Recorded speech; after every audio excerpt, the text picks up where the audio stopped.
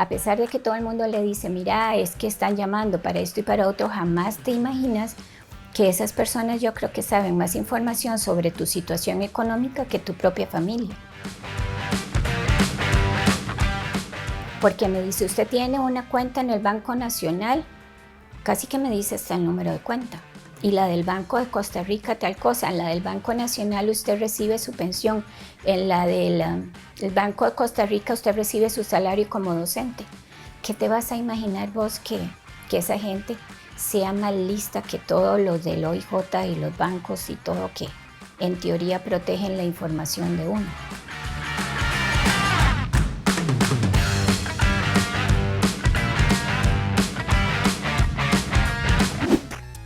La ingeniería social es una herramienta que utilizan los delincuentes informáticos para engañar a las personas y cometer sus fraudes.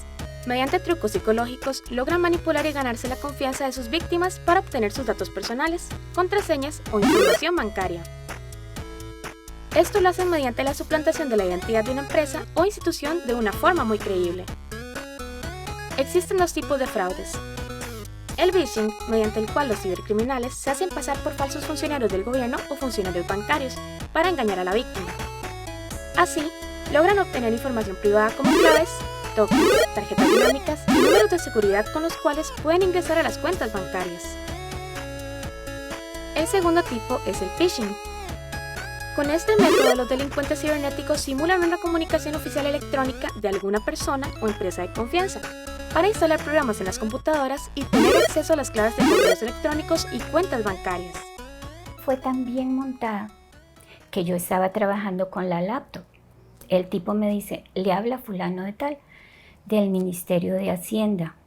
Le hemos llamado a usted porque usted recibió varios correos de Hacienda que usted no contestó. Y le digo, es que yo ni siquiera tengo acceso al correo porque eso lo maneja la contadora.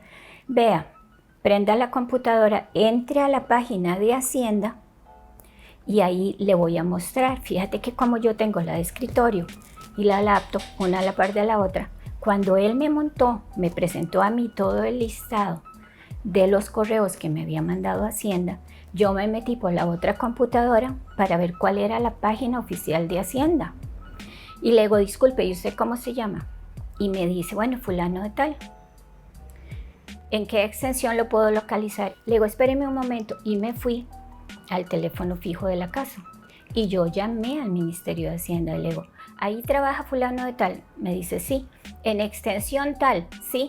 ¿Me podría comunicar con él? Es que está ocupado.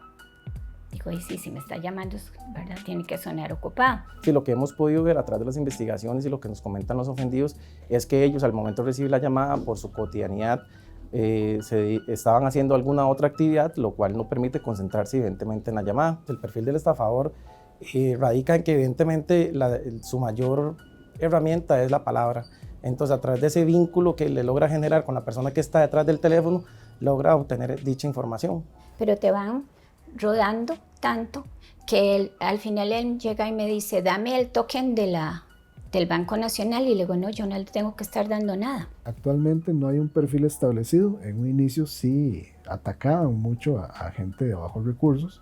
Sin embargo, ya ha ido evolucionando y conforme se van generando situaciones en el medio ambiente, por ejemplo, temas de factura electrónica, pues utilizan ese tipo de gancho para engañar a la gente que tiene que ver con temas de factura electrónica, por ejemplo. Entonces hacen pasar por funcionarios del Ministerio de Hacienda. Ellos me decían de que yo no había vuelto a hacer facturas electrónicas, que por qué, y que ya ahí en la página de Hacienda estaba. Entonces yo dándole toda la explicación del mundo, porque la verdad es que cuando vos te dicen Hacienda está detrás tuyo, uno como que pierde la compostura, ¿verdad?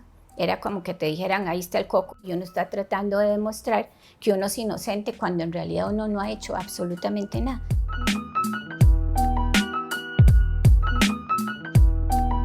Las entidades bancarias, en la hora que reciben nuestro dinero, el dinero de los consumidores, tienen que proteger con herramientas eficientes ese dinero contra los ataques fraudulentos de crímenes organizados.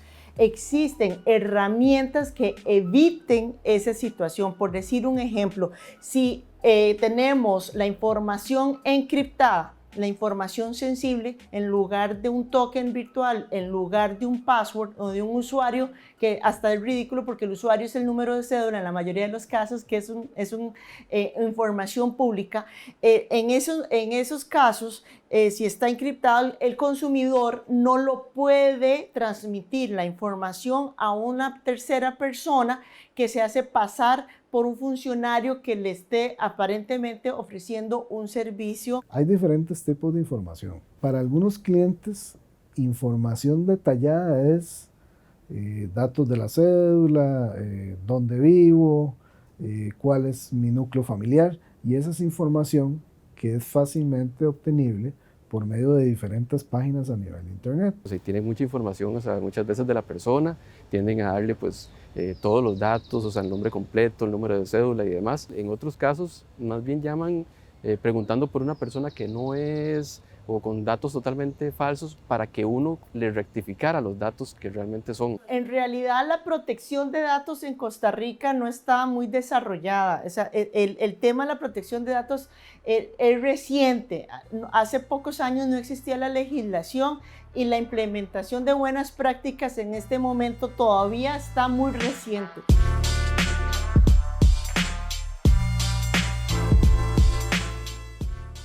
El 16 de agosto del 2018 se firmó la ley que permite el bloqueo de la señal de los centros penitenciarios de nuestro país. Si bien esta es una medida urgente, no será sino hasta el segundo trimestre del 2020 que finalmente entre a regir. Antes, fue necesaria la creación de un reglamento donde se establecieran los lineamientos de dicho bloqueo, sin generar ninguna afectación a los vecinos de las comunidades aledañas a las cárceles. La elaboración de este reglamento se finalizó en junio del 2019. Y una vez publicado en el Diario Oficial La Gaceta, las autoridades contarán con 9 meses para que entren en vigencia los bloqueos. A mí lo que más me hizo resbalar, pienso, fue la confianza de que yo, la semana anterior a cuando se presentó la estafa, yo había llamado a ese banco.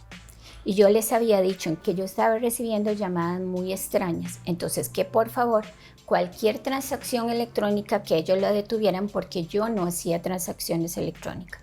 Que yo todo lo hacía personalmente porque yo no confiaba en los sistemas del banco. Confié de que lo que yo había dicho en este banco había sido tomado en cuenta. Y la verdad es que no. En realidad, la tecnología ha venido a aumentar el riesgo. Anteriormente, los dineros de las cuentas bancarias de los consumidores se perdían por la emisión de cheques falsos y las firmas falsas en los cheques. Y en aquel entonces, hace 20 años, los cajeros estaban totalmente entrenados para distinguir una cédula falsa, un cheque falso, una firma falsa. Pero en el mundo tecnológico los riesgos aumentan.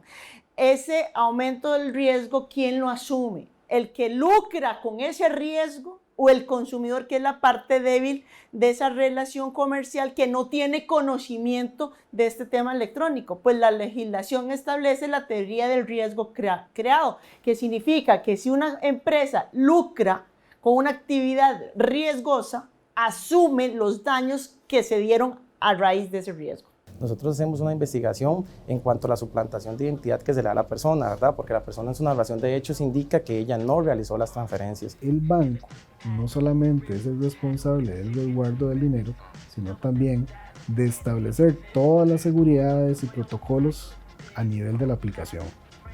¿Ok?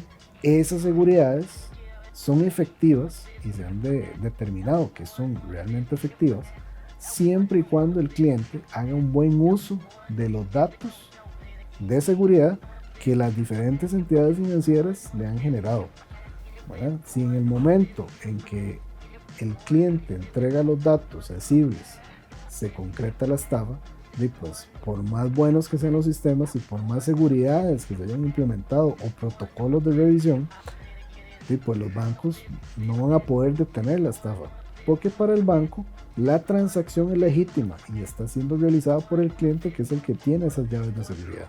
Ahí no hay culpa de la víctima. ¿Por qué? Porque su acción al dar o entregar información confidencial a esas terceras personas que lo están llamando de forma irregular, no es la única situación que genera la pérdida del dinero en sus cuentas bancarias. Porque si la entidad bancaria tuviera herramientas de protección como la firma electrónica, eso no sucedería. Le daría la información, pero no se daría el fraude. Y por eso, al no ser su única acción lo que genera la pérdida del dinero, no hay culpa de la víctima.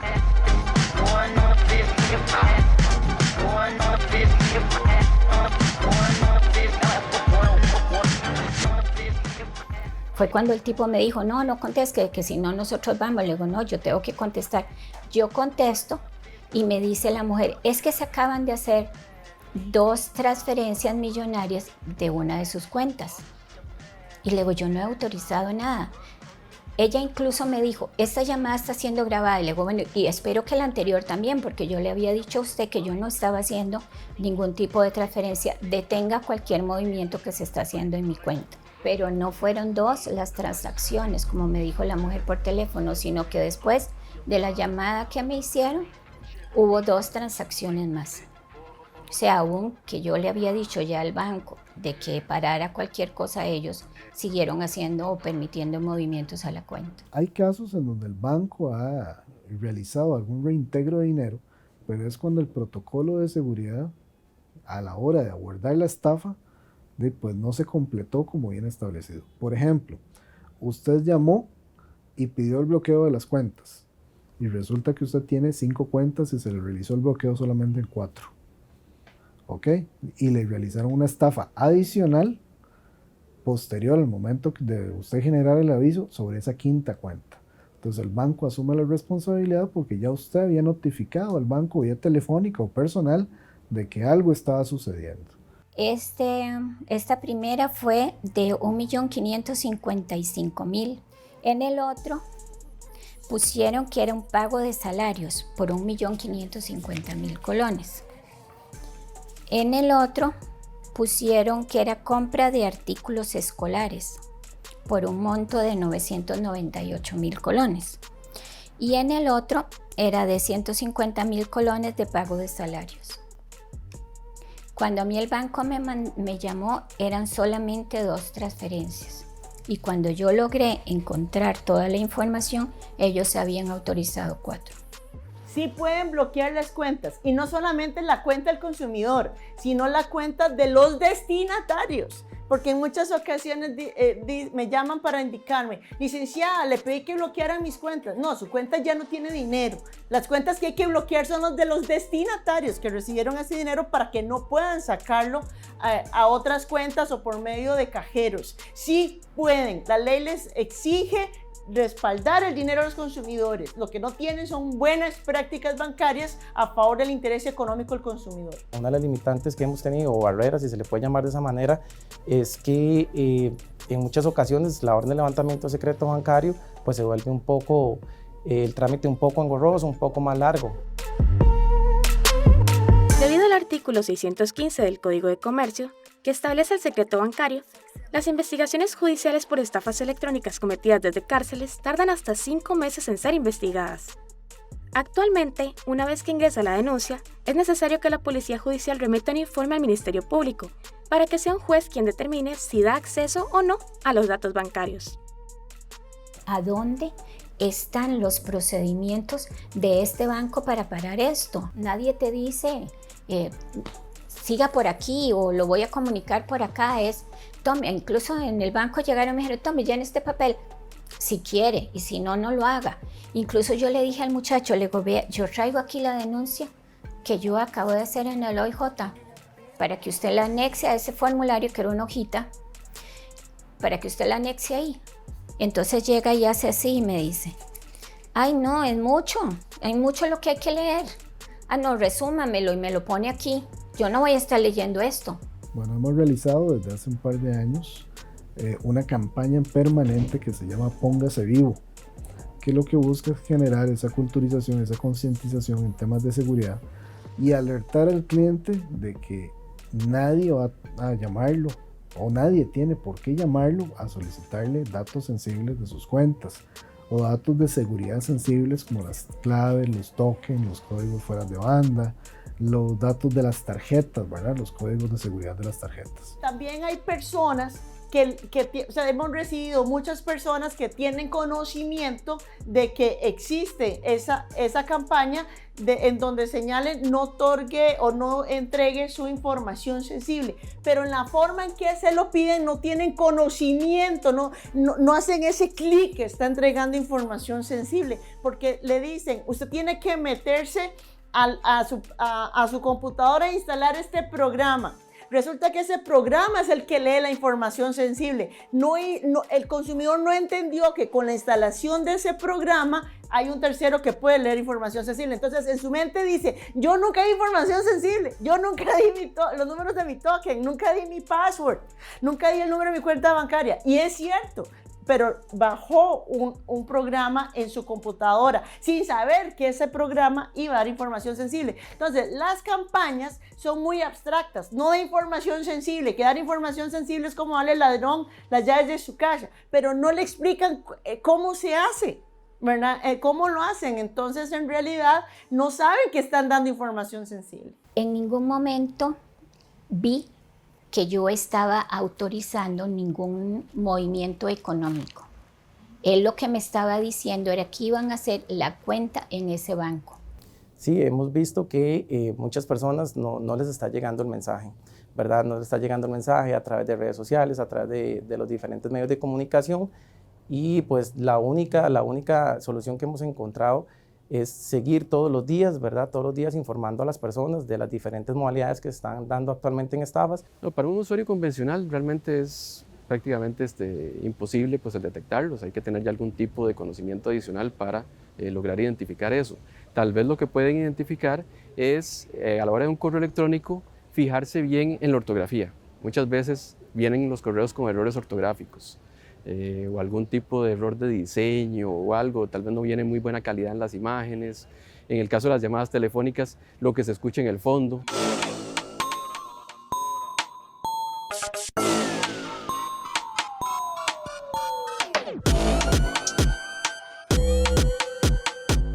Desde hace un par de meses hemos estado realizando ya un trabajo más arduo todavía en conjunto con el Ministerio de Justicia, con la Policía Penitenciaria, con la Fiscalía de Fraudes, también con la Cámara de Bancos y la Comisión de Seguridad Financiera del Ministerio de Seguridad.